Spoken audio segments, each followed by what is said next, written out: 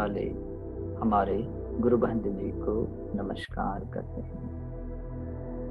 श्रद्धांत उपासकों, आज मैं जो आप लोगों को धर्म देशना देने वाला हूँ, ये बहुत ही गंभीर देशना है। पिछले देशना में जो हमने आनापान सती के बारे में जैसे जानकारी लिखी है, या उससे भी दो प्रवचनों में आनापान सती के बारे में जो जानकारी लिखी है, इससे आपको परिचय आया ही होगा कि ये बहुत गंभीर साधना है। आज मैं आप लोगों को इस तरह से साधना नहीं सिखाऊंगा कि जैसे कि आप आंख बंद करिए और जैसे इंस्ट्रक्शन दिए जाते हैं उसी तरह से भावना कीजिए। क्योंकि कैसे होता है कि सबके मन की स्थिति उस अवस्था तक पहुंची नहीं होती है, क्योंकि उसके लिए अभ्यास की निरंतरता जरूर होती है। इसलिए हमने ये जो कर्मस्थान है बहुत विस्तार से बताया है, ठीक है, ताकि आप लोगों को इस कर्मस्थान के हर एक कड़ी को आप समझ सकें और इसका अभ्यास कर सकें, ठीक है। आज मैं इसलिए भी आप लोगों को इंस्ट्रक्शन के अनुसार ये साधना नहीं सिखा सकता, क्योंकि ये जो साधना आगे की जो साधनाएं हैं, हर साधना मतलब जो पहले हमने देखा कि आनापान सती की 4 अंग देखी जो कायानुपश्यना के अंतर्गत आते हैं। अभी उसको कंप्लीट करने के लिए किस तरह से हमें अभ्यास करना चाहिए, उसका एक मैंने क्रम थोड़ा सा बता दिया, ठीक है।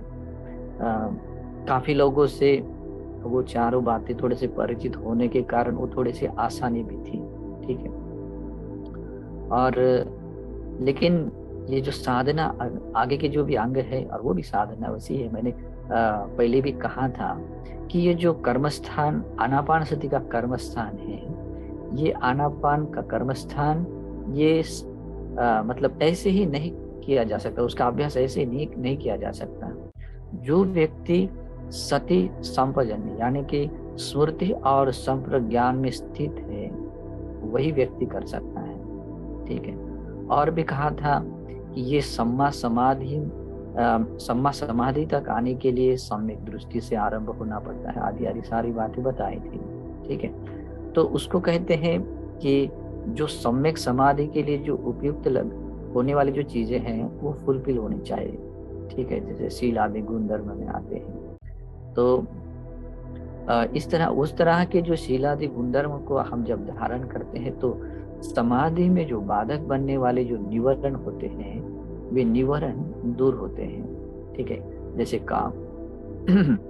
काम छंद है, व्यापाद है, थीन मिद यानी शारीरिक और चैतसिक आलस है, उद्धच्च यानी उद्विग्नता है, कुक्कुच यानी पश्चाताप भाव, और विचिकित्सा है, आदि जो भी निवारण साधना के लिए जो बाधक बनने वाली बातें हैं वो दूर होती है। ये दूर होना ही चाहिए। ये जब दूर होते हैं तभी हम सही मायने में सम्यक समाधि का अभ्यास करने या कर्मस्थान का अभ्यास करने में अनुकूल बनते हैं। क्योंकि तभी हम जब इस तरह के शीलादि गुणों में प्रतिष्ठित होने से, निवरण दूर होने से 2 चीजें हमें लाभ होता है। उसे कहते हैं विविच्य ही कामे ही विविच्य अकुशले ही दमे, यानी कि जो भी अकुशल है, जो भी वो शिलाचार आदि गुणों से वो अकुशल दूर होता है, और जो भी काम संबंध जो पंच काम गुण आदि जो है उससे भी व्यक्ति का चित्त पूर्णतः दूर हो जाता है।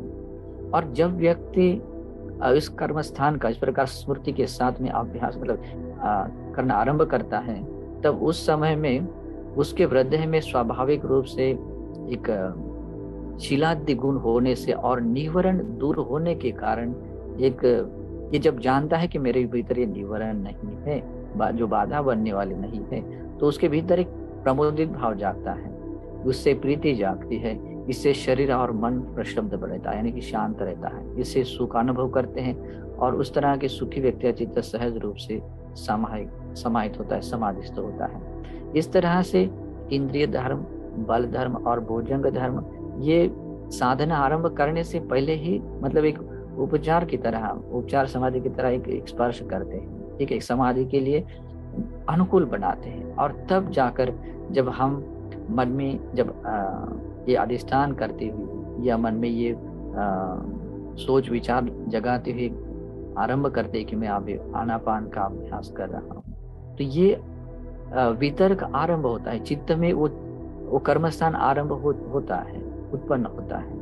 और जब हम उसके अनुसार अभ्यास करते हैं, सतो वास्य सति सतो वपस्य सति, और इसके भाविताएं बहुलिकताएं, इसे भावित करते हैं, बहुलिक यानी बहुलता से अभ्यास करते हैं। जो अभ्यास बना हो उसको और बार बार बनाते हैं, उसकी जो समय की स्थिति है उसको बढ़ाते हैं, तो वो होता है भावित किया हुआ जो चित्त है वो बहुलीकृत बनता है। ठीक है, तो इस तरह से करते समय ही वो सवितकं सविचारं विवेकजं प्रीति सुखं, ये पांचों जो गुण हमें महसूस होते हैं, ये अपनी चित्त की स्थिति वहां तक पहुंच जाती है। चित्त हमारा उस स्थिति को स्पर्श करता है और वहां पर स्थिर रहता है, और ऐसे स्थिर रहते समय में हम उसका अभ्यास करते हैं। फिर आगे की जो है कड़िया है, दिगंग वास संतो दिगंग, जब लंबा सांस लेते हैं तो लंबा सांस ले रहे हैं करके स्मृति से पजानाति, उसे प्रज्ञा से जानते हैं।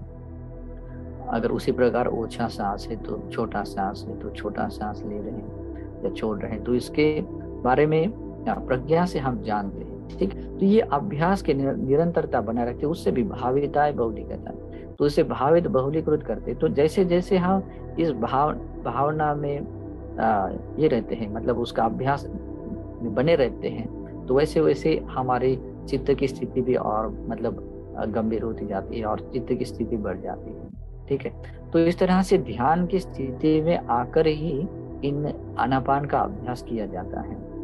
बिना इस स्थिति के अनुकूल रहे, अभी थोड़े से मुझे बहुत चंचलता महसूस हो रही है और मैं थोड़ा सांस पर ध्यान, ये एक हेल्पफुल है, मतलब आपको एक सपोर्ट देता है, लेकिन सही मायने में इन आनापान के कर्म स्थानों का अभ्यास, जो 16 प्रकार का अभ्यास जो है, वो ध्यान की स्थिति में आने के बाद ही आरंभ होता है। यानी कि ध्यान की स्थिति में आने का अर्थ होता है कि जो उपचार समाधि होनी चाहिए, कि जो समाधि के लिए जो उपयुक्त होने वाली जो चीजें हैं वो फुलफिल होने ही चाहिए। ठीक है, तो मैंने उसके इंस्ट्रक्शन पिछले देशनाओं में कायानुपश्यना में आने वाली जो 4 अंग है उसके बारे में बताया था। आज मैं आप लोगों को जो वेदनानुपश्यना, चित्तानुपश्यना और धम्मानुपश्यना तीनों बताऊंगा, क्योंकि ये अभ्यास कैसे करना है ये बताऊंगा। ठीक है, क्योंकि कैसे होता है कि उस स्थिति तक आने के लिए आप लोगों को कभी कभी थोड़ा और समय लग सकता है।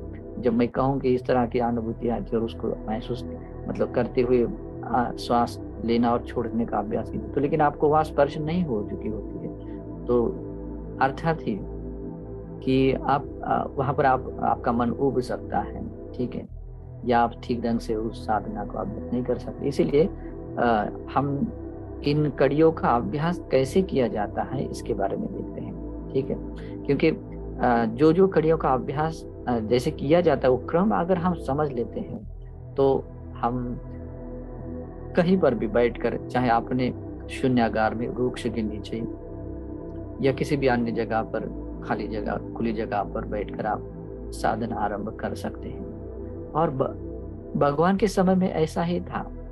भगवान के समय में ऐसा कभी नहीं था कि कोई व्यक्ति सामने बैठे और उसको हर एक इंस्ट्रक्शन दिया जाए कि अभी सांस ले रहे हैं तो उसे जानिए, छोड़ रहे हैं तो उसे जानिए, और आगे क्या क्या हो रहा है उसके बारे में ऐसा इंस्ट्रक्शन नहीं दिया जाता।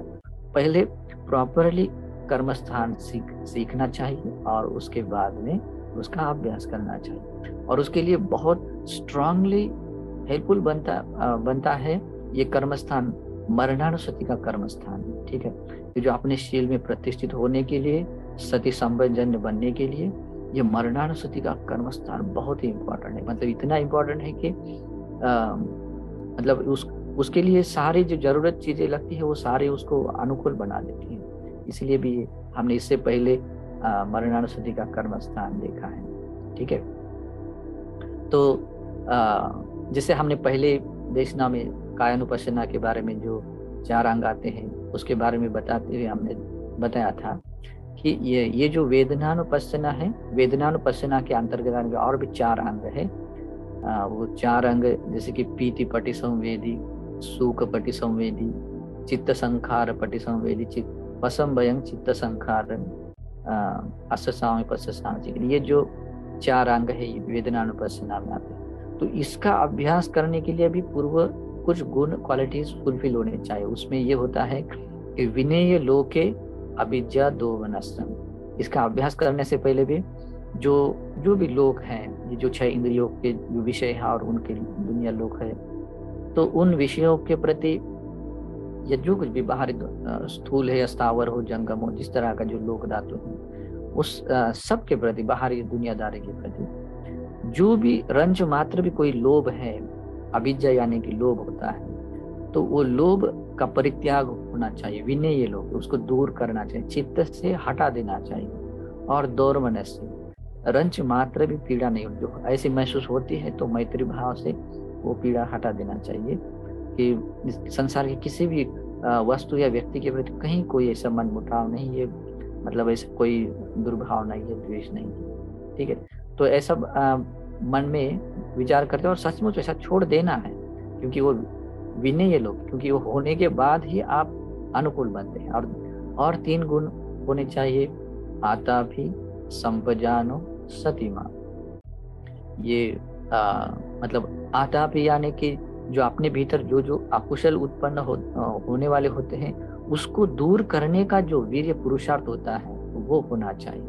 यानी क्लेश तपन वीर्य, क्लेश को तपाकर उसको दूर कर नष्ट करने का जो वीर्य होता है वो होना चाहिए। और कुशल धर्म जो है, जो नहीं है उसको उत्पन्न करने का, और जो है उसको भावित करने का जो वीर्य, उसे कहते हैं आतापी। फिर कहते हैं संपजानो, प्रज्ञा के साथ में हर स्थितियों को, मतलब अभ्यास की स्थितियों को भी और हमारे शरीर की क्रियापतुओं को भी प्रज्ञा के साथ में हम जानने वाले होने चाहिए। और उसी प्रकार स्मृतिवान होना चाहिए हर स्थिति में। चाहे हम कोई भी क्रिया करें, अपने आंखों से इधर देखें या उधर देखें, नीचे देखें ऊपर देखें, हाथ ऊपर उठाएं या नीचे रखें, तो हर स्थिति में स्मृति होनी चाहिए।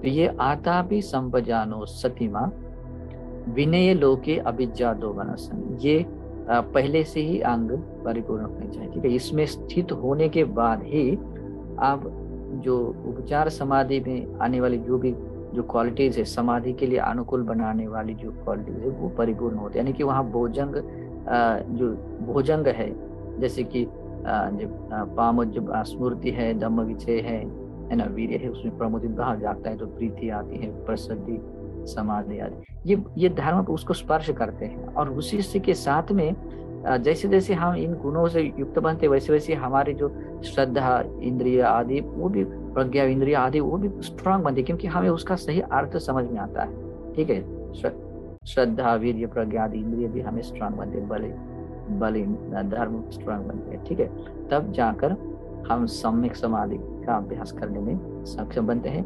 तो ये आनापान सती के अंतर्गत आने वाली ये जो वेदनानुपස්සना है, उस वेदनानुपස්සना के बारे में अभी हम देखते हैं, उसका अभ्यास कैसे करना। तो उसी प्रकार जो अभी यहाँ तक आए हैं, और जो वितर्क विचार सहित विवेक जन्य प्रीति सुख युक्त हमने अभी कर्मस्थान का अभ्यास कर रहे हैं, जैसे कि सतोवाससति से लेकर उसका अभ्यास कर रहे हैं। ठीक है, मतलब एकदम से ही वो वेदनानुपස්සना की ओर नहीं आना है।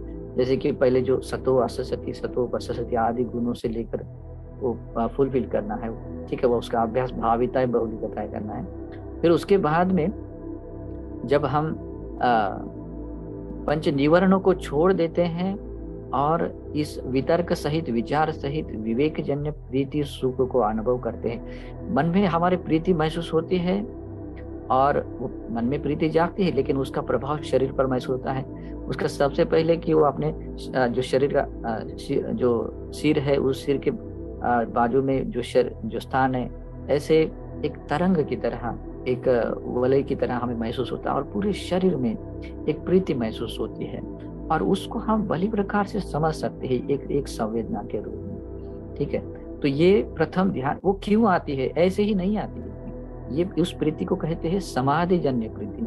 ठीक है, मतलब क्लेश सहित प्रीति नहीं है, ये समाधि जन्य। जब हम इस प्रकार की ध्यान की पहली स्थिति में आते हैं, तो जब हम प्रीति का अनुभव करते हैं, ठीक है, तो उससे भी पीति पटि संवेदी अस्सामी पश्चामी सिक्कति, तो हम प्रीति का अनुभव कर रहे हैं, उस स्थिति अनुभव कर रहे हैं, और अनुभव करते हुए स्मृति के साथ सांस ले रहे हैं, सांस छोड़ रहे हैं, स्मृति के साथ सांस ले रहे हैं, सांस छोड़ रहे हैं, और इस तरह से उसको भावित कर रहे हैं, और उसकी निरंतरता बनाए हुए रखते हुए उसको और बहुलता से अभ्यास करें। भाविताएं बहुलिकताएं, तो ये होती है पीति पटि संवेदी अस्सामी पस्सामी सिद्धति। और इसमें साफ साफ उसमें ज्ञान होता है। यहाँ ज्ञान होता है पजानाति, यानी प्रज्ञा के साथ जान रहे हैं, और हम अपनी ओर से ऐसा अभ्यास कर रहे, तो ये सिद्धति है। ये कहते हैं पीति पटि संवेदी अस्सामी सिद्धति। उस प्रकार का हम अपनी ओर से प्रज्ञा से व्यायाम करते हुए उस प्रकार का प्रयास करते हुए उसका अभ्यास कर रहे हैं। तो इस तरह का अभ्यास भावित बहुलीकृत करने से ये वेदनानुपස්සना का ये अंग हम भावित करते हैं, और ये वेदनानुपස්සना हम महसूस कर सकते हैं। ठीक है, पटि संवेदी, उसका प्रति संवेदन करते हैं। ठीक है, उसी ध्यान की स्थिति में रहते हुए जब हमें प्रीति का भी जब मतलब एक अलग रूप से महसूस होता है, और सुख का भी महसूस होता है। अभी सुख देखिए, सुख का होता है मतलब जो शरीर पर उत्पन्न हुई जो संवेदना होती है। ठीक है, शरीर में कहीं कोई ऐसा स्थूल भारीपन नहीं होता है, बहुत हल्कापन महसूस होता है, और एक पुलकित, एक रोमांचित भाव रहता है। मतलब कैसे होता है कि ऐसा लगता है कि जैसे एक किसी जगह पर एक वही सी रुई रखती है, उसका कोई वजन नहीं है, उसका कोई भारीपन नहीं है, एकदम हल्का महसूस हो रहा है। तो उस स्थिति में रहते हुए शरीर में किसी प्रकार की दुखद वेदना न होने से हम शरीर में उत्पन्न हुई उस सुख वेदना को भी अनुभव कर सकते हैं। और वो भी वेदना सुख वेदना आती है, क्लेश सहित नहीं होती है, वो संवेदना भी, वो सुख संवेदना भी होती है समाधिजन्य सुख संवेदना। वो समाधिजन्य क्यों होती है? क्योंकि वो निवरण विविच्य ही कामे ही विविच्य अकुशले ही दमे, ये सारी बातें हमने दूर कर ली है, सभी निवरणों को आदि दूर कर लिया है। और जब हमने कर्मस्थान का अभ्यास आरंभ किया सतो असत आदि, तो हम उस चित्त उस स्थिति में पहुंचा हुआ है। ठीक है, मतलब उतना सूक्ष्म बना हुआ है, और निरामिष कोई मतलब कहीं कोई मतलब क्लेश नहीं है, निरामिष सुख है। ठीक है, समाधिजन्य सुख है, और उस सुख को भी हम अनुभव करते हैं। प्रीति की अनुभूति भी अलग एक होती है, उसके साथ जब जैसे जैसे मनसिकार जुड़ता है वैसे वैसे हमें उस तरंग को महसूस करते हैं, प्रीति भाव को महसूस करते हुए, उसको भी महसूस करते हुए सांस ले रहे हैं, सांस छोड़ रहे हैं, और उसके प्रति स्मृति बनाए रखते हैं। तो ये अभ्यास बनाए रखते हैं, उसको भी भाविताएं बहुलिकताएं करना, बहुलता से अभ्यास करना है। ठीक है, और उसी प्रकार सुख को भी जब अनुभव करते हैं तो उस सुख प्रति संवेदी, सुख का भी प्रति संवेदन अनुभव करते हुए हम सांस ले रहे हैं, सांस छोड़ रहे हैं, और उसके प्रति पूरी मतलब स्मृति है, प्रज्ञा से उसका मतलब बोध कर रहे हैं, समझ रहे हैं, और उसका अभ्यास हम कर रहे हैं। ऐसा हम सीखते हैं, अपनी ओर से ऐसा अभ्यास करते हैं। ठीक है, मतलब पूरे मनसिकार के साथ अभ्यास करते हैं। ठीक है, तो इस तरह का अभ्यास हम वो भी भाविताएं बहुलिकताएं करते हैं। तो इस स्थिति को भी हम बहुलता से अभ्यास करना चाहिए। तो कोई व्यक्ति इस तरह से जब ध्यान की स्थिति में रहता है तो कभी कभी वो मतलब लंबे समय तक भी इस स्थिति में अभ्यास कर सकता है। उसकी जरूरी नहीं कि इतने समय करने के बाद फिर और दूसरा करना है। ठीक है, एक स्वाभाविक रूप से व्यक्ति ऊपर और ऊपर की स्थिति में अनुभव करता है। ठीक है, तो इसको समझना है। ठीक है, तो और आता है चित्त संखार अस्सामी पस्सामी सिद्धति। अभी चित्त संखार का अर्थ होता है संज्ञा और वेदना। ठीक है, संज्ञा और वेदना ये चित्त संस्कार है। जैसे हमने कहा था ये शरीर का संस्कार है, सांस और प्रश्वास यानी कि सांस लेना और छोड़ना ये काय का संस्कार है। वैसे ही वाणी का संस्कार है, वितर्क और विचार है। ठीक है, और ये वितर्क विचार कहाँ शांत होता है? द्वितीय ध्यान में। वितर्क विचारान उपशमा, ये वितर्क और विचार उपशांत हो जाते हैं, और समाधिजन्य प्रीति सुख रहता है। एकोदि भाव, यानी परिपूर्णतः, मतलब चित्त एकाग्र हुआ रहता है, मतलब उस शरीर भी बाहरी दुनियादारों से भी अलग रहता है, अकेला होता है, और मन भी इसी प्रकार एकोदि भाव, एकांत भाव का महसूस होता है। और समाधि जन्य, जिस कर्मस्थान को लेकर हम अभ्यास कर रहे हैं, बस उसमें और हमारा चित्त एक बना हुआ है, उसमें कहीं कोई अभी अलग, मतलब पृथक भाव नहीं है, दूसरी कोई और संज्ञा उसमें जोड़ते ही नहीं। और भी मैंने अभी मैं ये जो आप लोगों को इस तरह से विस्तार इसलिए भी करने के लिए सोच रहा था, क्योंकि ये अभ्यास एकदम प्रैक्टिकल है। तो इस प्रथम ध्यान की स्थिति में जब आते हैं ना, तो बाहरी कोई भी शब्द क्यों ना हो, छोटा से छोटा कोई शब्द आता है, वो शब्द ध्यान के लिए एक कंटक के रूप में, कांटे की तरह, मतलब वो उसको डिस्टर्ब करता है। ठीक है, तो इसलिए भी वो जो इंस्ट्रक्शन, मतलब जैसे कि अभी आजकल आप लोग ध्यान करते तो कैसेट लगाते हैं, तो वो आपको बस तो एक ऊपरी तौर पर एकाग्रता लाने तक के लिए हेल्पफुल है, लेकिन वो हमेशा उस तरह के इंस्ट्रक्शन के साथ में अभ्यास करना ठीक नहीं, क्योंकि वो ये जो साधना का आरंभ होता है, प्रथम ध्यान की स्थिति में ही शब्द उसका कंटक है, यानी कि बाहर कोई भी शब्द आता है। ठीक है, तो जब वो नहीं होता है तभी हम दूसरे ध्यान की ओर चले जाते हैं। अगर शब्द का कहीं कोई आता है तो वो वितर्क चेंज हो जाता है, विचार भी चेंज होता है, वो मन में उत्पन्न होता है और उसके अनुसार विचार चेंज होता है, तो वो ध्यान वहां से च्युत हो जाता है। ठीक है, जब अपना वितर्क और विचार कर्मस्थान को छोड़कर दूसरी ओर चला जाता है, वो शब्द के कारण होता है, और इस कारण से व्यक्ति प्रथम ध्यान में नहीं आता है। ठीक है, तो इस कारण से वो तो सोचता है कि मैं तो 1 घंटे तक मैंने स्मृति का अभ्यास कर लिया और मुझे उसमें सफलता भी मिली है, लेकिन वो ध्यान की स्थिति में रहकर वो ध्यान की स्थितियों को प्राप्त नहीं कर पाता है। ठीक है, अगर वो उस तरह के अनुशासन को, मतलब लाइवली वो श्रवण करता है, शब्दों को ग्रहण करता है, तो ठीक है।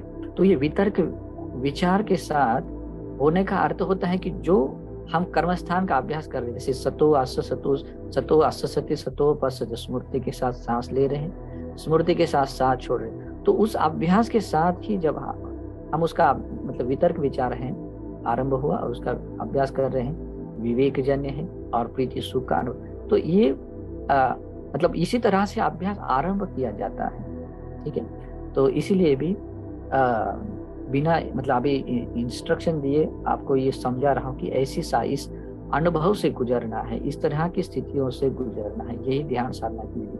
अगर इतना भी आप जान सके, क्योंकि पिछली धर्म देशनाओं के अनुसार और इस देशना के अनुसार, तब भी आप इस कर्मस्थान के महान प्रतिफल को प्राप्त कर सकते हैं। ठीक है, तो चित्त संखार असस्सामी,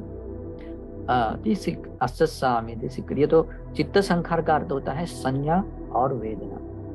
अभी निवरणों के साथ रहते समय जिस तरह की वेदनाएं होती है शरीर में, या जिस तरह की जो संज्ञा जगती है मन में, क्योंकि संज्ञा जागती है तो या तो रूप के प्रति, या शब्द के प्रति, गंध के प्रति, जीवा से चखने वाले रस के प्रति, या स्पर्श के प्रति, आदि आदि, कहीं ना कहीं तो मतलब ये संज्ञा जागती है, और उसी से लेकर वो वेदना है होती है। और वो जो वेदना फिर चाहे सुखद लगे दुखद लगे, लेकिन वो वेदना वो अलग होती है, वो समाधि जन्य नहीं होती। समाधि में दुखद वेदना नहीं होती, एक और बात है। ठीक है, समाधि को एक और शब्द प्रयोग है। ठीक है, उस समाधि का और शब्द प्रयोग में कहते हैं सुख विहार। सुख विहार है, और ये सुख विहार करते समय दुख कहाँ से आएगा, है ना, तो दुख नहीं होता है। तो अभी यहाँ चित्त संखार का अर्थ होता है कि जो हम सांस प्रश्वास का अभ्यास करते हैं और उसके साथ मनसिकार जुड़ जाता है।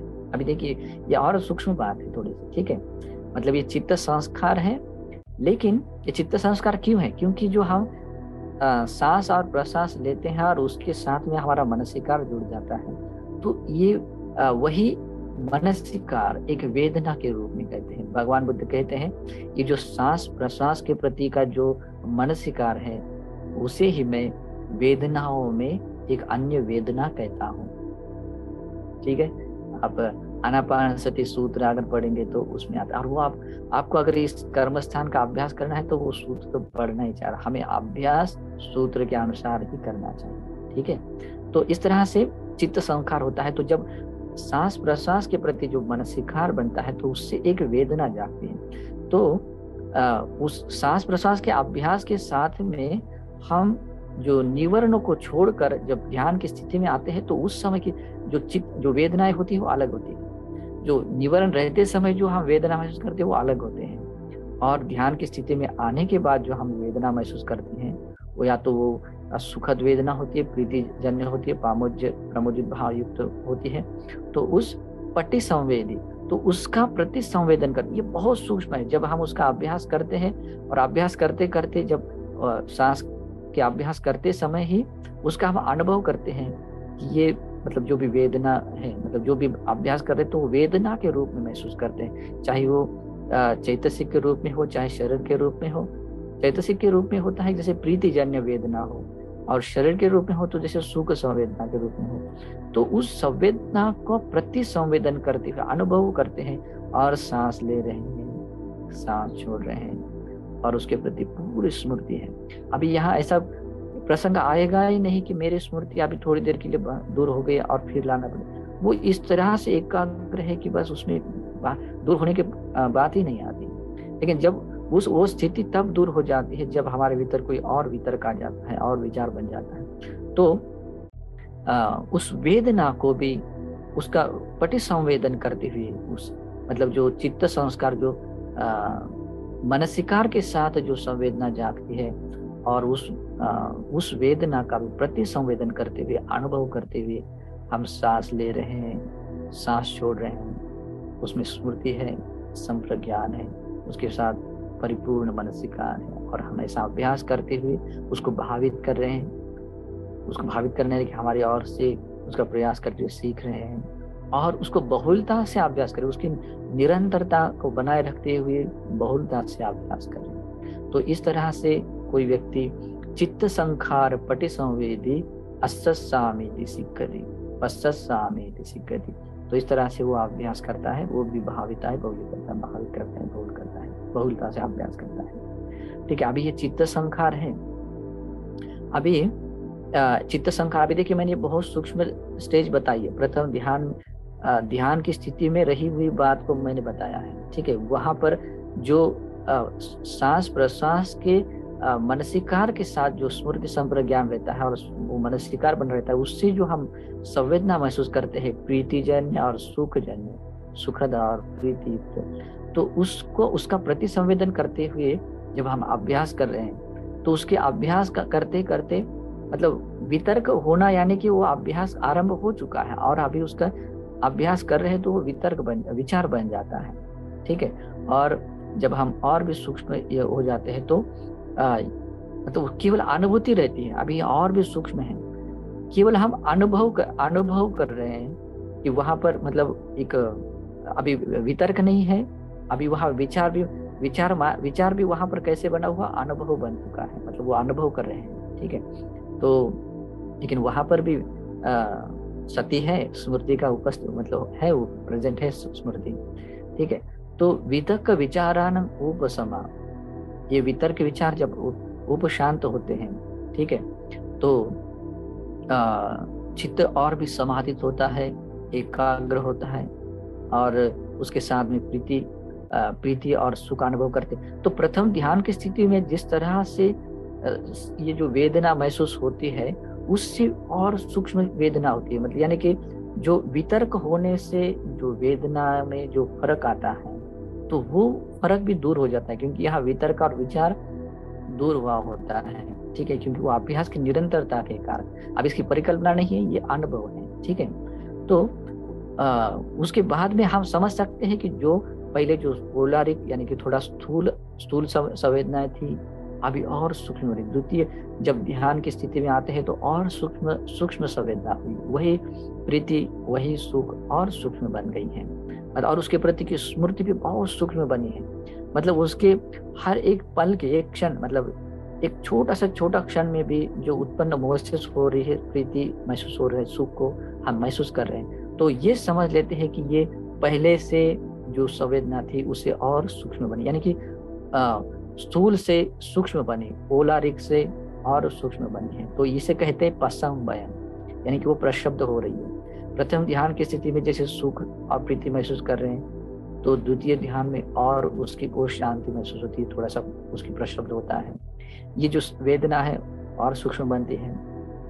और बाद में जब हम महसूस करते हैं द्वितीय ध्यान में, जो प्रीति जब जागती है, तो एक जब उसका अभ्यास करते हैं किसी वितर्क के कारण, या जो भी हम अभ्यास करते हैं, तो उस अभ्यास के कारण हमें महसूस होता है कि ये प्रीति का उत्पन्न होना और नष्ट होना, मतलब जो उसका जो महसूस होते हैं कि शरीर से पूरे शरीर में महसूस होती है, और उसको मतलब उत्पन्न होते हुए और नष्ट होते हुए देखते हैं। तो इस तरह के उदय को जब समझते हैं तो उसके अनित्य स्वभाव को भी देखते हैं कि ये इस तरह से उत्पन्न हो रही है और इस तरह से वो शांत हो रही है। लेकिन उसमें फिर उत्पन्न होने में कोई ज्यादा देरी नहीं है, क्योंकि वो अभ्यास की स्थिति बनी हुई है, इसलिए जब नष्ट हो जाती है तो तुरंत उत्पन्न होती है। और उस स्थिति को जब अनुभव करते हैं तो वो अनित्य भाव समझ में आता है कि ये उत्पन्न हो रहा है, ये नष्ट हो रहा है। उसी तरह से सुख संवेदना भी इतनी स्मृति सूक्ष्म बनती है कि उस सुख संवेदना का भी उत्पाद समझ में आता है, वह समझ में आता है, यानी कि अनित्य स्वभाव को समझ में आता है। तो जहाँ अनित्य भाव समझ में आता है तो वहां पर हम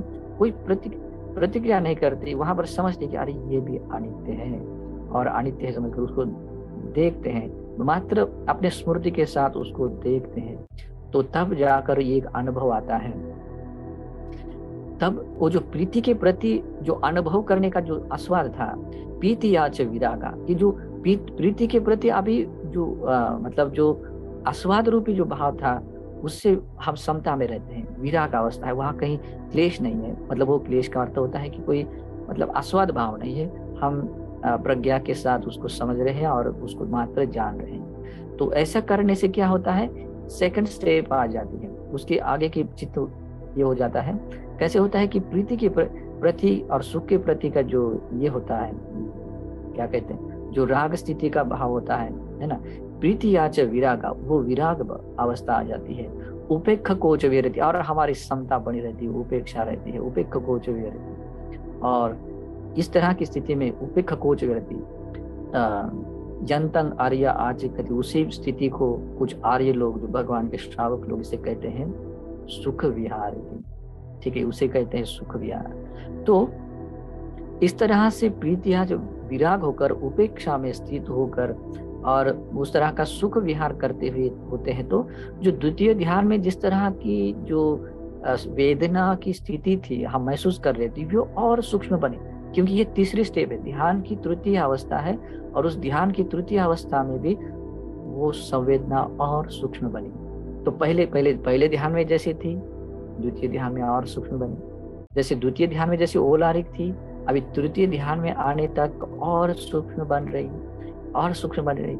और उसी प्रकार जब चतुर्थ ध्यान में भी जाते हैं, चतुर्थ ध्यान की स्थिति आती है, तो वो और सूक्ष्म बनती है। वहां पर तो इस तरह के सूक्ष्म हो जाती है, क्योंकि वहां प्रज्ञा के साथ वितर्क, मतलब जो भी प्रज्ञा से जानना मतलब होता है, वितर्क से हम उसे समझ रहे हैं कि वहां अनित्य बोध है और ऊपर समता बनी हुई है। तो सुखद संवेदना है, सुख वो भी एकदम शांत हो जाती है, वो प्रहान हो जाती है। जो दुखद संवेदना है वो तो कब के पहले से नष्ट हो जाती है। सुख सच पहाड़ा, दुख सच पहाड़ा। और जो चैतसिक संवेदना है वो तो सोमन से दौर्वण से वेदना कहते हैं उसको, वो भी पहले से छूट जाती है ना।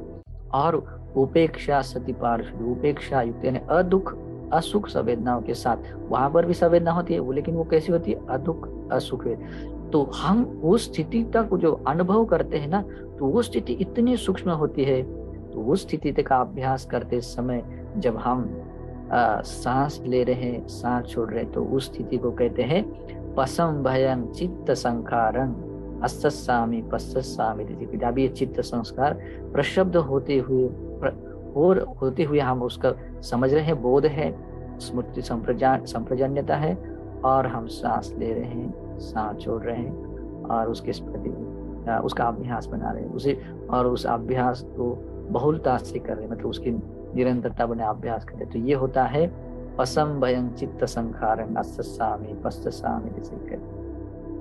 तो आप लोगों को समझ में आएगा कि वेदनानुपसेना कितनी गंभीर है। तो ये इस तरह की जो स्थिति से हम गुजरते हैं, ध्यान की स्थितियों में से गुजरते हुए आनापानसति की ये इस दूसरे जो इस आने वाली में जो वेदनानुपसेना है, वेदनाओं में वेदनानुपस्थित होकर विहार करने वाले बनते हैं। उस समय में हम बनते हैं आतापि संपजानो सतीमा, इससे युक्त रहने वाले बनते हैं। और विनय लोग क्या भी वो तो कब का छूट जाता ही है और ये अंग परिपूर्ण होता है।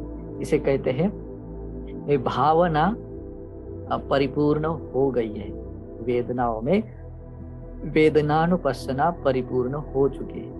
और ऐसी स्थिति में वो व्यक्ति अनिश्चितोच विहरति, उसका चित्त मतलब एक अनिश्चित होता है, सबसे अलग होता है, पृथक रहता है सारी मतलब क्लेश या दुनियादारी सारी स्थितियों से। एक उच्चतम अवस्था तक वो उच्च अवस्था में वो स्थिर रहती है। ठीक है, तो इस तरह से वेदनाओं में वेदनानुपस्थित, तो ये अनुभव करना है ध्यान की स्थितियों के साथ नहीं कर सकते हैं। तो ये स्थिति का अभ्यास अगर आप निरंतरता से करते हैं तभी आप इसमें सफल हो पाएंगे। ठीक है, और ये कोई भी कर सकता है, जरूरी नहीं है कि आप किस तरह का जीवन जीते हैं। ठीक है, आप गरीब है, श्रीमंत है, दिखने में कैसे है, पढ़े लिखे हैं, अनपढ़ है, कोई बात नहीं। अगर इस कर्मस्थान को ऐसे समझ लेते हैं तो कोई भी कर सकता है। ठीक है, तो इस तरह किसी का अभ्यास करना है। अभी आनापान सती में आने वाले जो उसके आगे के 4 अंग जो चित्तानुपसेना के अंतर्गत आते हैं। अभी ये जब हम वेदनानुपसेना का अभ्यास करते हैं तब भी भोजंग धर्म परिपूर्ण होते हैं। वो भोजंग धर्म जैसे सति संभोजंग, धम्म विजय संभोजंग, वीर्य संभोजंग, प्रीति संभोजंग, पश्चति संभोजंग, समाधि संभोजंग, उपेक्षा ये सभी संभोजंग इंद्रिय धर्म और बल धर्म परिपूर्ण होते हैं। और इससे ये सतिपट्टान भावना भी परिपूर्ण होती है, भोजंग धर्म उत्पन्न होते हैं और उससे हमें विद्या और विमुक्ति का भी बोध होता है कि अगर आप सही ढंग से इसे विपස්සना करते हैं, क्योंकि इसी साधना, ये आनापान एक शमत साधना, लेकिन उसके अनुसार शमत और विपස්සना साधना भी है।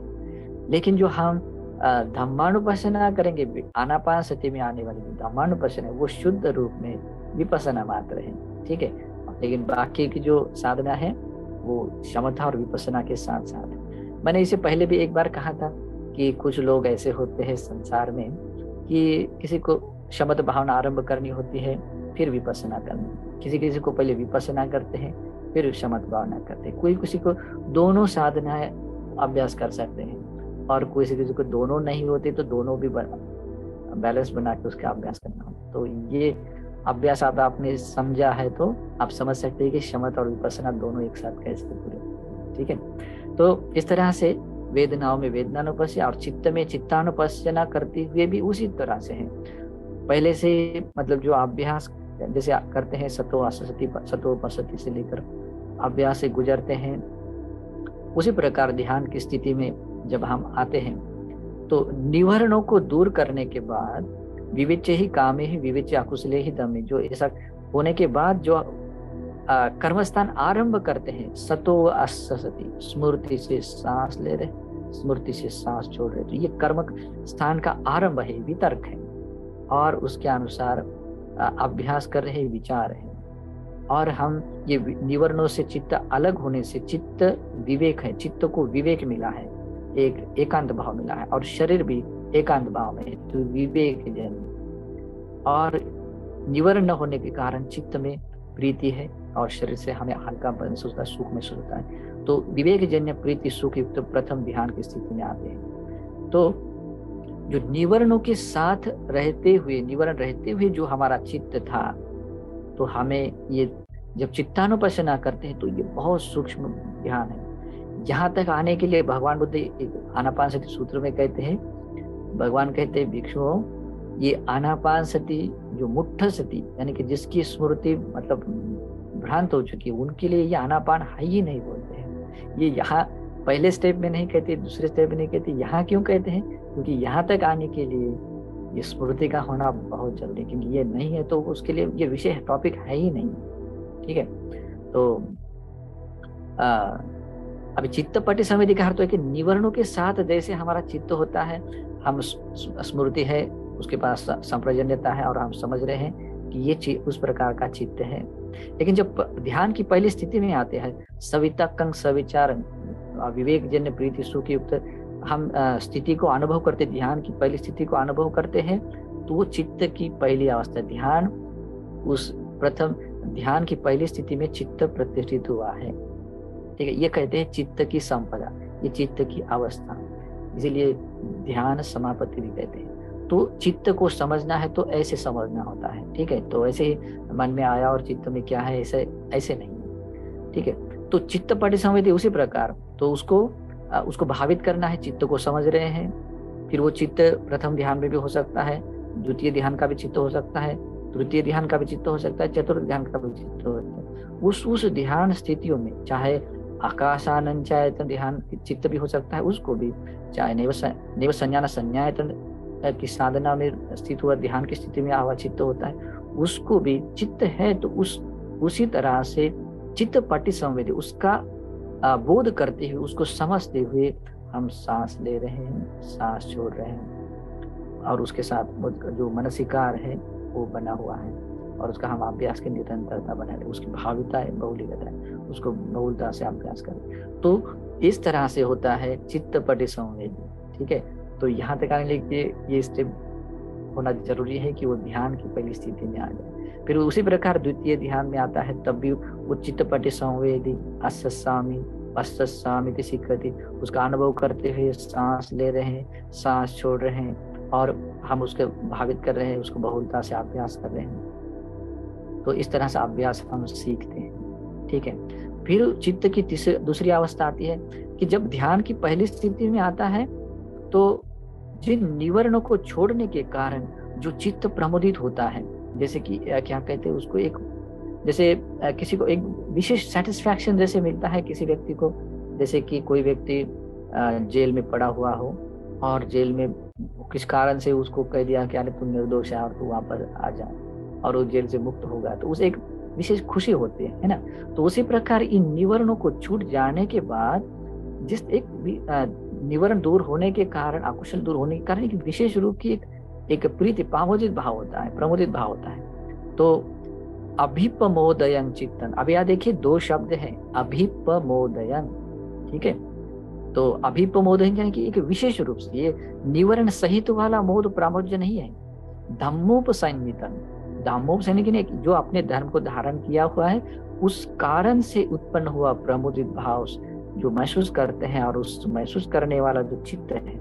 तो प्रथम ध्यान में क्या आता है, विवेक जन प्रीति सुखम, विवेक जन्य प्रीति सुख को जब अनुभव करते हैं तो वहां पर भी एक प्रमोदित भाव होता है। तो हम महसूस करते हैं ज्ञान की पहली स्थिति में, तो मेरे चित्त में एक मोद भाव है, प्रमोदित भाव है, एक आनंद है, और उसको भी अभिपमोदयन चित्तन पटिसंवेदी, उसका भी प्रतिसंवेदन करते हुए अस्सामी उसको सांस लेते हुए, सांस छोड़ते हुए, स्मृति और संप्रज्ञान को बनाए रखते हुए, मनसिकार को बनाए रखते हुए हम अभ्यास कर रहे हैं, उसको भावित कर रहे हैं, उसको बहुलता से उसका अभ्यास कर रहे हैं। तो ये भी अभी अभिपमोदयन, ये जो मोद देने वाली जो बातें हैं वो ध्यान की दो ही स्थिति में आती है, प्रथम ध्यान और द्वितीय ध्यान में। तीसरे ध्यान में मोद ये नहीं रहती है, क्योंकि जो प्रीति और सुख है, प्रथम ध्यान में जैसे विवेक जन्य प्रीति सुख है, द्वितीय ध्यान में समाधि जन्य प्रीति सुख है। इसी दो ध्यान स्थितियों में ही हम ये महसूस कर सकते हैं, उसको पटिसंवेदी, उस चित्त की स्थिति को समझ सकते हैं कि ये प्रबोधित चित्त है, और उसको समझते हुए हम अस्सामी पस्सामी सीख के उसको अभ्यास कर रहे हैं। क्योंकि तृतीय ध्यान में जो अभ्यास आते हैं तो क्या होता है, प्रीति याच विरागा, क्योंकि हम अब स्मृति और संप्रज्ञान इतना सूक्ष्म होता है कि उस प्रीति में भी उत्पन्न होने, और छोटे से छोटे, मतलब उसमें जैसे कोई बहुत तेज कोई ये चीज है और उसमें इतनी तेज है कि उसमें कोई अंतर ही दिखाई नहीं दे, लेकिन अगर स्मृति इतनी शार्प होती है तो वहां पर भी हमें ये समझ में आता है, उसका उत्पाद भी समझ में आता है, व्यय होना नष्ट होना भी समझ में आता है। इस कारण से उसमें प्रीति याच विरागा, उसमें मतलब और उपेक्षा रहती है, क्योंकि उसका अनित्य स्वभाव को समझने का ये रहती है। इसीलिए ये जो अभिपमोदयन चित्त होता है, मतलब प्रमोदित, एक अभिपमोदयन के ध्यान स्थिति से प्राप्त प्रमोदित भाव युक्त जो चित्त होता है, उस स्थिति को आप पटि संवेदन करते हुए अभ्यास करना, ये 2 ही ध्यान में होता है। ठीक है, और उस ध्यान में रहते हुए उसका अभ्यास करते भाविता है, बहुलिकता है, बहुता सामर्थ्य। उसी प्रकार तीसरा चित्त है समादहं चित्तं अस्ससामि पश्यसामि चित्त। समादहन का अर्थ होता है कि समाधिस्थ होना। अभी ये भी प्रथम ध्यान आदि में है, जैसे कि निवर्ण को छोड़ने के बाद जिस तरह से हमारा चित्त एकाग्र बनता है, क्योंकि समाधान का चित्त, और ये और भी एक शब्द प्रयोग है उसमें, मतलब जो अभ्यास का आलंबन है और चित्त है, तो वो चित्त और आलंबन ये दोनों इस तरह से समान हो जाते हैं, उसमें कहीं कोई अंतर नहीं है।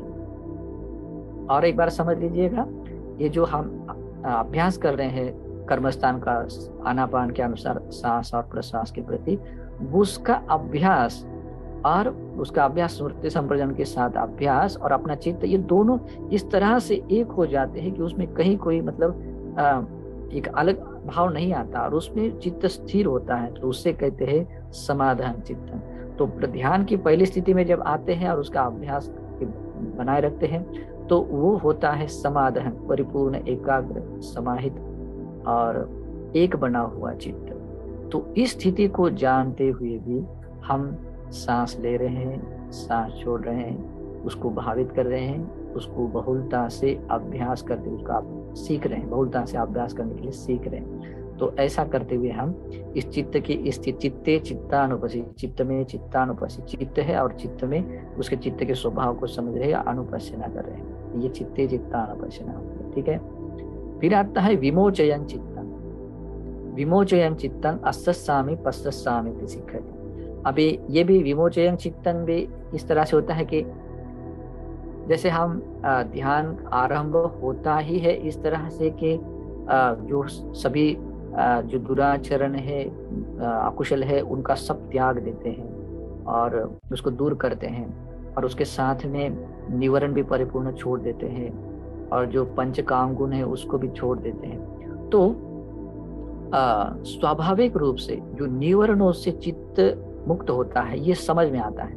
कि जैसे कि धम्मानुपस्सना, जैसे सतिपट्ठान में भी इस प्रकार का आता है कि जो निवर्ण के बारे में जो बताते हैं कि जो काम छंद अगर अनुत्पन्न है, अगर नहीं है तो नहीं है के रूप में जानता है, अगर है तो है के रूप में जानता है, अगर नहीं होता है तो भी जो अनुत्पन्न होता है तो उत्पन्न होने के स्वभाव का होता है वो भी जानता है, उत्पन्न हुआ है तो वो नष्ट होने के, अनित्य होने के स्वभाव के कारण नष्ट हो जाता है, ये भी जानता है, और जब नष्ट हो जाता है तो वो फिर से उत्पन्न नहीं होता है करके ये भी, मतलब जो नष्ट हुआ काम छंद फिर से उत्पन्न नहीं होता है करके ये भी जानता है। तो इस तरह से एक निवरणों से जो विमोचयन, उससे मुक्त हुआ, मतलब उसको बाहर आ चुका हुआ जो चित्त होता है, उस चित्त को भी वो जानता है।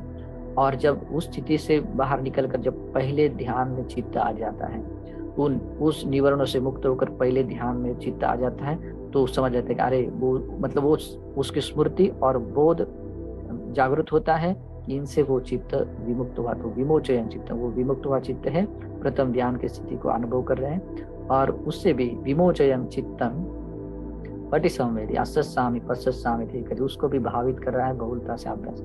तो फिर और एक गहरा होता है अभ्यास कि अभी प्रथम ध्यान में है, फिर द्वितीय ध्यान में आता है, तो प्रथम ध्यान में जैसा चित्त होता है तो उससे भी जैसे वितर्क विचार सहित होता है, तो वितर्क विचार छूट जाता है और वो उससे मुक्त होता है, और वितर्क विचार रहित, वो उपशांत होने के कारण वितर्क विचार रहित समाधि में एकोति भाव समाधिजन पीति सुखम, इस तरह की स्थिति का जब अनुभव करता है, तो प्रथम ध्यान की स्थिति में जो चित्त था उससे वो मुक्त हो गया है, उससे बाहर आ चुका है, ये स्थिति का भी चित्त की स्थिति का अनुभव करता है, और उससे अस्ससामि पश्यसामि सिक्खति।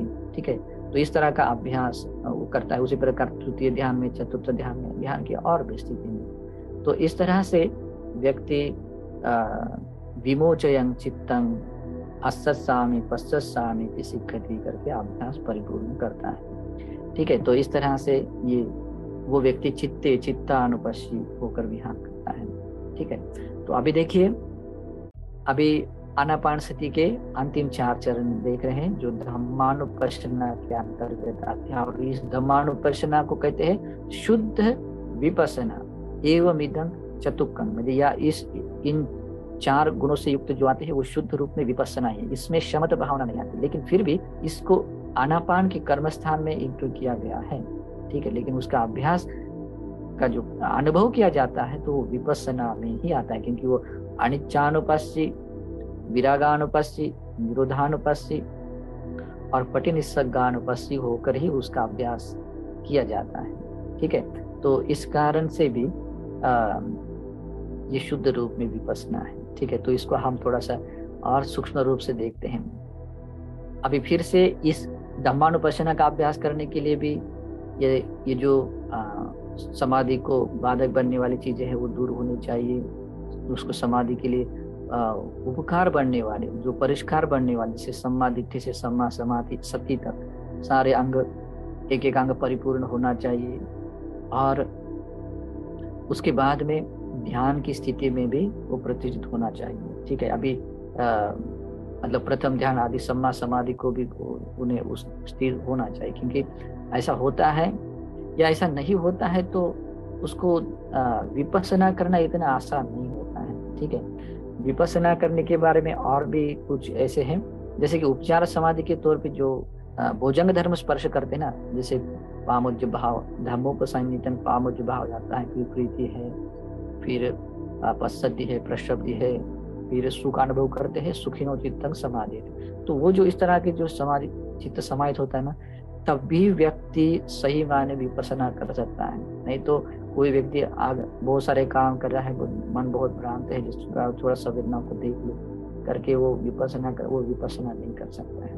वो बहुत सूक्ष्म पाठ है, उसको कहते हैं यथाभूत ज्ञान दर्शन। यथाभूत ज्ञान दर्शन होने के लिए जो अनित्य है उसको अनित्य के तौर पर ही देखने के लिए उसका बहुत सूक्ष्म होना, मतलब चित्त का बहुत समाहित होना बहुत जरूरी होता है, ठीक है। तो उसी तरह हम ध्यान की स्थिति में जब रहते हैं और उस समय में उसका भी अभ्यास करते समय आत्तापि संपजानो सतिमा विनय लोपि अभिजातो मनुष्य, ये अंग परिपूर्ण होने चाहिए, ठीक है।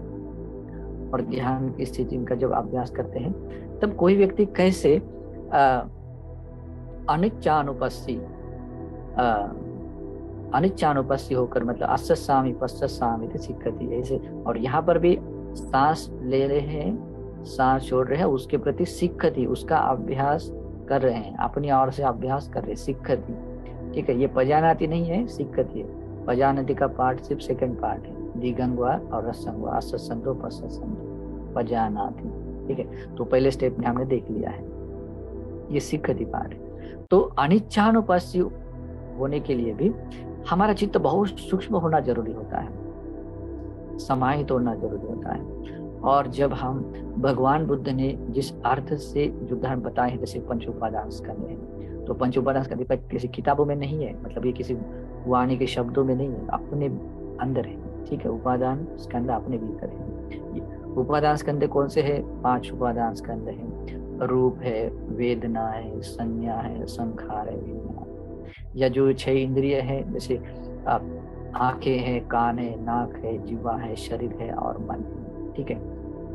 तो इनको लेकर भी अनिच्चानुपस्सी कर सकते हैं, अनिच्चानुपस्सना कर सकते हैं। जैसे कि रूप है, तो मन इतना सूक्ष्म होता है, तो जो रूप क्या है, ये जो 4 धातुओं से बना हुआ रूप है ना, 4 धातुओं से जो बना हुआ जो भी स्थूल रूप हम देखते हैं, महसूस करते हैं, उसी को रूप कहते हैं। और जो उपादान स्कंद के अन्य जो अंग आते हैं वो चित्त स्कंद में आने वाले होते हैं, जैसे वेदना है, संज्ञा है, संखार है। संखार को चेतना कहते हैं, ठीक है, मतलब ध्यान में रखना है। संखार है और विज्ञान है। तो ये पंच उपादान स्कंद है। तो जब चित्त इस तरह की स्थिति में आ जाता है तो इस रूप उपादान के अनुसार जो भगवान बुद्ध ने कहा कि ये रूप कैसे हेतु से उत्पन्न होता है, ठीक है, उसको सही ढंग से वो समझ लेता है।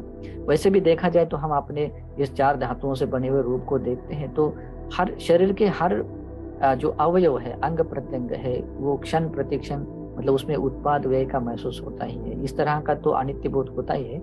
लेकिन ये रूप जो जिन धातुओं से बना हुआ है, ये धातु तो भी अनित्य है। ये पृथ्वी धातु भी अनित्य है, ये जल धातु भी, तेज धातु भी और वायु धातु भी अनित्य है। इन अनित्य धातुओं से बना हुआ रूप भला कैसे नित्य हो सकता है? और ये भी रूप बना हुआ है विज्ञान पचया नाम रूपम, जो भी विज्ञान के रूप स्वरूप में जो भी बना हुआ होने के कारण, ये भी हेतु से उत्पन्न होने के कारण ये अनित्य है। और क्योंकि हेतु न होने के बाद वो नहीं होता है, ठीक है। जैसे कि अगर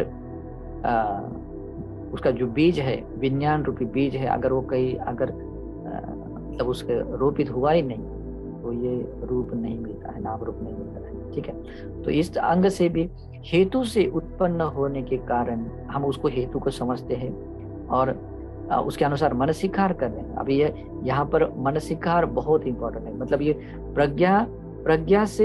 प्रज्ञा के साथ में यथार्थ रूप में भगवान बुद्ध ने जो उपदेश दिए हैं उसके अनुसार मनसिकार तो कर रहे हैं। उस मनसिकार को कहते हैं योनिसो मनसिकार, और उससे हम समझ रहे हैं कि मतलब उसको बोध कर रहे हैं कि ये बात ऐसी है। और उसमें बोध होने के लिए वितर्क हमेशा बना रहता है, क्योंकि ये वितर्क के बिना प्रज्ञा काम नहीं करती है। ये बहुत गंभीर बात है, जब हम उस अभ्यास से गुजरते हैं तो समझ में आता है, ठीक है। तो हम उसको समझ रहे हैं कि ये रूप भी हेतु से उत्पन्न हुआ है और हेतु न होने से मतलब नहीं होता है, इस कारण से ये रूप अनित्य है। और ये शरीर जो 4 धातुओं से बना हुआ हम महसूस करते हैं, वो क्षण प्रतिक्षण वो कैसे इस तरह के मतलब उसके उत्पाद व्यय को हम महसूस करते हैं। ये जो इंद्रिय भी है, ये इंद्रिय भी किस तरह से मतलब उत्पाद व्यय के होने के स्वभाव के उसको महसूस करते हमेशा, मतलब उत्पन्न होकर नष्ट होते, उत्पन्न जरा जीर्ण होते चले जाते हैं। ये अनित्य है। तो ये जो अनित्य है करके जो हम बोध जगाते हैं, वो उसी तरह वो बोध आता है दुख है, वो दुख बोध भी जागता है। इस तरह से अनित्य होने के कारण, दुख में परिवर्तित होने के स्वभाव का होने के कारण विपरिणाम धम्मा कहते हैं उसको। विपरिणाम धम्मा यानी कि अनित्य दुख में परिवर्तित होता है, तो वो बदल जाता है। तो इस कारण से वो नित्य ध्रुव शाश्वत नहीं है, वो आत्मा नहीं है। उसे मैं या मेरा नहीं कह सकते हैं, क्योंकि वो मेरे वश में कुछ है नहीं, क्योंकि वो अनित्य स्वभाव का है। तो ये जो बोध करते हुए जब हम रूप के बारे में ऐसा मनसिकार करते हुए उसका अभ्यास करते, मतलब अनित्य का बोध करते हुए अभ्यास कर रहे हैं, तो वो साधन, और वो भी वहां पर भी अभ्यास करते हुए सांस भी, वहाँ सांस बहुत सूक्ष्म होता है। मतलब उसमें इतना सूक्ष्म होता है कि बहुत सूक्ष्म, ये बाकी सारी दुनियादार, ये पृथ्वी के बाहर शब्द है, कुछ महसूस नहीं होता है, वहां पर जीरो होता है।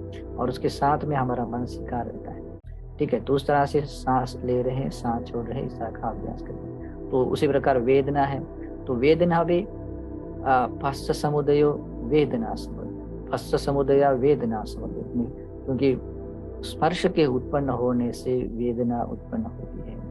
और फस्स निरोधा वेदना निरोध, स्पर्श निरुद्ध होने से वेदना निरुद्ध। तो ये जो बात है, ये वेदना के बारे में सिर्फ शरीर पर मन ले जाने से जो वेदना होती है वो वेदना नहीं।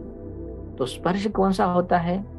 स्पर्श 6 प्रकार के स्पर्श होते हैं, जैसे चक्षु और रूप है, चक्षु और रूप है, इन दोनों के कारण ये चक्षु का विज्ञान उत्पन्न होता है, जो जानने का काम करता है। ये जो रूप है, ये काला है, ये सफेद है आदि, जानने का काम करता है विज्ञान। ये तीन अंग संगति फस्सु, 3 के बारे में स्पर्श होता है। और फस्स बच्चा वेदना, इससे वो स्पर्श होता है।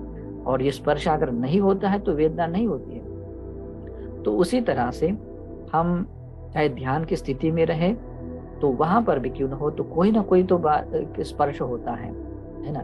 चित्त, ये 6 इंद्रियां हैं, चक्षु संस्पर्श है, कान का स्पर्श, शब्द से संस्पर्श है, कहते हैं सोत संस्पर्श, घाण यानी नाक का संस्पर्श, जीवा संस्पर्श, काय संस्पर्श और मनो संस्पर्श। तो ये संस्पर्श नित्य नहीं है, अनित्य है। तो उसको भी अनित्य रूप में देखते हैं और उसमें अपनी प्रज्ञा को बनाए रखते हैं और उसमें अपनी उपेक्षा बनाए रखते हैं। उसका स्मृति संवर्धन के अभ्यास करते, सांस ले रहे हैं, सांस छोड़ रहे, अभ्यास सीखते। तो संज्ञा भी उसी प्रकार है। संज्ञा भी ऐसे ही उत्पन्न नहीं होती है, इसी 6 इंद्रियों के विषयों के द्वारा ही कोई संज्ञा उत्पन्न होती है। तो उसमें वो संज्ञा भी हेतु से उत्पन्न होने के कारण उत्पन्न होती है, हेतु न होने के कारण उत्पन्न नहीं होती। तो संज्ञा क्यों उत्पन्न होती है? हस्स पचया संज्ञा, क्योंकि स्पर्श से ही संज्ञा उत्पन्न होती है। ठीक है, स्पर्श होने के कारण ही संज्ञा उत्पन्न होती है, और स्पर्श नहीं है तो संज्ञा नहीं है, इस कारण से भी अनित्य है। तो ये इतना सूक्ष्म बोध होता है कि जब वो महसूस करते हैं, वो छोटी से छोटी चीज, जैसे चाहे रूप को बार देखते हैं, वेदना देखते हैं, संज्ञा देखते हैं, चाहे चेतना। अभी चेतना, संस्कार का अर्थ होता है चेतना, तो चेतना भी 6 प्रकार की है ना, रूप संचेतना, शब्द संचेतना। तो उस संचेतना को भी वो जैसे जैसे जो वो महसूस जो उत्पन्न होता देखते हैं, उसके नष्ट होने के स्वभाव को देखते हैं, और अपनी प्रज्ञा को वहाँ स्थिर बना के रखता है, और उसका उस मनसिकार के साथ में सांस लेते हैं, सांस छोड़ते हैं, उसका अभ्यास करता है। तो ये बहुत सूक्ष्म है। ठीक है, तो इस तरह का पंचोपादान स्कंद में उसका अभ्यास करता है। तो विज्ञान भी उसी प्रकार है। इसीलिए विपස්සना जो है वो उन सभी अंगों से की जाती है, रूप, वेदना, संज्ञा, संखार, विज्ञान, और भी विपස්සना के बहुत कर्मस्थान है, 40-45 से ऊपर कर्मस्थान है। ठीक है, तो उसे समझना है। तो इस तरह से हमें विपස්සना करना, अनिच्चानुपस्सी होकर ऐसा प्रकार हमें अस्सामि पश्चामि करके ऐसा अभ्यास करना है। तो उसी प्रकार विरागानुपस्य, तो विरागानुपस्यना भी इसी प्रकार है। तो विराग का अर्थ होता है कि कहीं कोई जो संखार है, संखार जैसे कि कोई जो भी हम महसूस कर, चाहे रूप को लेकर है, चाहे वेदना, संज्ञा, संखार, विज्ञान को लेकर है, तो उसमें एक आस्वाद है। ठीक है, उसका एक पर्टिकुलर मतलब जैसे प्रीति और सुख जन्य कोई आस्वाद होता है, तो उसको आस्वाद को आस्वाद के तौर पर समझता है, और उसका आदिनव भी, वो अनित्य होने के स्वभाव को भी देखता है कि ये अनित्य होने वाला है। तो ये अनित्य होने के स्वभाव का, उसके नष्ट होने के स्वभाव को देखता हुआ, उसके देखने के कारण ही उसके प्रति बिल्कुल मतलब जो कहीं कोई मतलब राग चित्त उत्पन्न, कोई क्लेश संस्कार उत्पन्न नहीं था, कोई ना राग के संस्कार, न द्वेष के संस्कार, न मोह मूर्ता के संस्कार, न मोह के संस्कार इसलिए नहीं जागते क्योंकि प्रज्ञा से परिपूर्ण वो देख रहा है।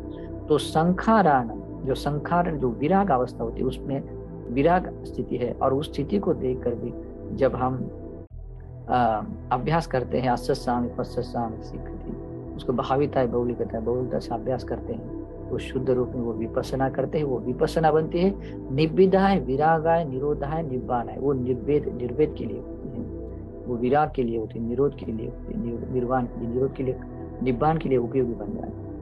तो उसी तरह होता है निरोध, निरोधानुपस्सी। अभी निरोधानुपस्सना को लेकर भी ऐसी है। निरोध का अर्थ होता है कि जो क्षय होना, क्षय वय, क्षय वय का ज्ञान होना ही निरोध। जो जैसे क्षय वय का अर्थ होता है कि अनित्य होने के स्वभाव को देखना। ठीक है, यानी कि जो कुछ भी जहाँ संस्कार जो बनने वाले स्वभाव के होते हैं, और वहां पर प्रज्ञा होने के कारण वो संस्कार हम बनने नहीं दे रहे, और उसको लेकर जो संस्कार जो जागे हुए हैं वो क्षय होते हैं, तो निरुद्ध हो रहे हैं। तो राग के संस्कार, द्वेष के संस्कार, मोह के संस्कार, तो उसको ये बहुत सूक्ष्म स्टेप है, और उसको भी अभ्यास करते हुए, सांस लेते हुए, छोड़ते हुए सती संवेदनता बनाए रखते हैं, उसके भाविता गौरी का अभ्यास करते हैं। ठीक है, तो इस तरह से ये धम्मे धम्मानुपस्सना है। और आता है इस पटिनिस्सग्गानुपस्सी, अस्सामि पश्चामि सीखती। आनापान सती के अंतिम चरण में अनुपस्सना आती है पटिनिस्सग्गानुपस्सी। अभी पटिनिस्सग्गानुपस्सी भी यही होता है कि कुछ जब जैसे त्याग देना, पटिनिस्सग यानी कि कुछ परित्याग होना। जैसे कि ध्यान की पहली स्थिति में भी जब आते हैं तो पंच निवरणों को, अकुशलों का त्याग दिया जाता है, और प्रथम ध्यान में, द्वितीय ध्यान में जाते हैं तब उस समय में भी कुछ चीजें हमने त्याग दी होती है।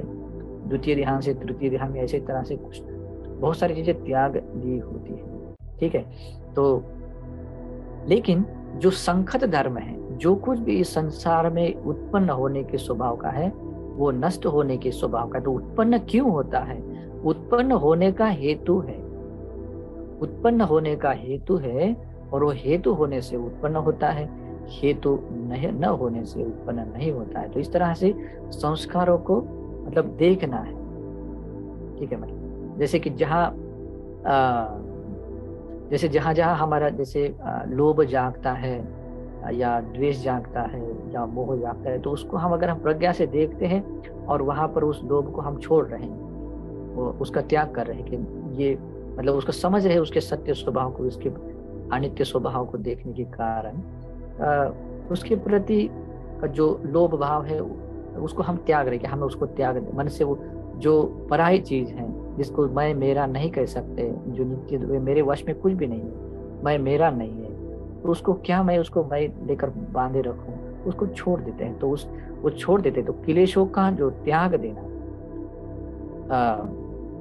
खंदा भी संखारे ही किले से ही परित्यजति, यानी कि जो स्कंद है, जैसे रूप वेदना संज्ञा संखार विज्ञान आदि, इस संस्कारों को मतलब इन उपादान स्कंदों के लेकर जो संस्कार बनते हैं, राग के संस्कार, द्वेष के संस्कार, मोह के संस्कार, और उस संस्कार रूपी जो क्लेश बनते हैं राग द्वेष मोह आदि, उसका भी हम परित्याग कर रहे हैं। ये अनुभूति आती है जब हम उससे गुजरते हैं, तो हम ये अनुभव हो रहा है, ये इससे हम गुजर रहे हैं, ये समझ में आता है, और उसमें स्मृति बनी रहती है, संप्रज्ञान बना रहता है, और उसके मनसिकार के साथ अभ्यास करते हैं, अस्सामी पश्चामी से। इस प्रकार से हम धम्मेषु धम्मानुपश्य होकर व्यान करते हैं। तो ये जो आनापानसति में आने वाला जो धम्मानुपश्यना है, ये शुद्ध रूप में विपස්සना है, और सतिपट्ठान में भी ऐसा कहा है कि शुद्ध रूप में विपස්සना है, ठीक है।